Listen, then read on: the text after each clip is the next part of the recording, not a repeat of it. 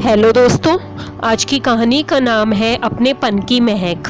सुमेश ने घर में घुसते ही सभी को आवाज़ लगाई, चलो सभी, सुगंधा, नितिन, नीति, जल्दी इधर आ जाओ।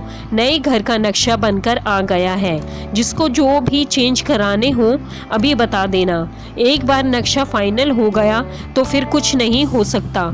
सुमेश अपने पुराने घर को फिर से तुड़वाकर नए अंदाज में नया घर बनवाना चाहता था, क्योंकि घर काफ़ी पुराना हो गया था और मरम्मत मांग रहा था और बच्चे भी बड़े हो रहे थे, तो उनके हिसाब से भी घर को सेट कराना था। सुगंधा ने रसोई से आवाज़ लगाई, आप तीनों देखिए, मैं अभी 10 मिनट में आती हूँ।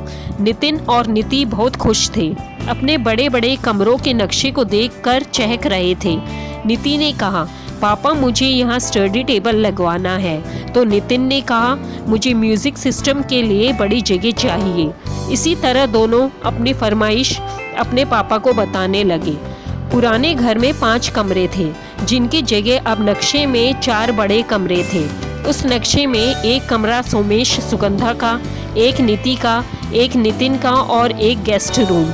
इतने में ही सुगंधा आती है और नक्शा देखती है और सोमेश और बच्चों से कहती है कि इसमें एक सदस्य का कमरा तो है ही नहीं। सभी उसकी तरफ आश्चर्य से देखते हैं। बच्चों ने कहा, किसका कमरा नहीं है माँ? सुगंधा ने कहा, तुम्हारी मंजुला बुआ भी तो इस घर की सदस्य है। माँ बाबूजी के बाद उन्हें ऐसा कतई नहीं लगना चाहिए कि वह इस घर की सदस्य नहीं है। पर माँ, गेस्ट रूम तो है ना बुआ के लिए? नीति ने कहा। सुगंधा बोली, क्या तुम चाहोगी कि शादी के बाद तुम्हें भी इस घर में गेस्ट समझा जाए?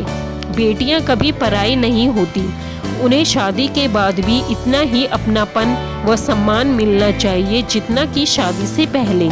सुगंधा ने प्यार से दोनों बच्चों को समझाया। इतना सुनकर सभी चुप हो गए। सुमेश ने सभी की चुप्पी तोड़ते हुए कहा, तुम्हारी माँ सही कहती है, बुआ भी इसी घर की सदस्य है और हमें रिश्तों का सम्मान करना चाहिए। फिर क्या था, सभी ने नए सिरे से अपने कमरे थोड़े छोटे छोटे कर बुआ के कमरे की भी जगह निकाल ली और बुआ के कमरे के साथ एक छोटे से प्यारे से पूजा घर की भी जगह निकाल ली, जो ठीक माँ बाबूजी के कमरे की जगह पर ही था।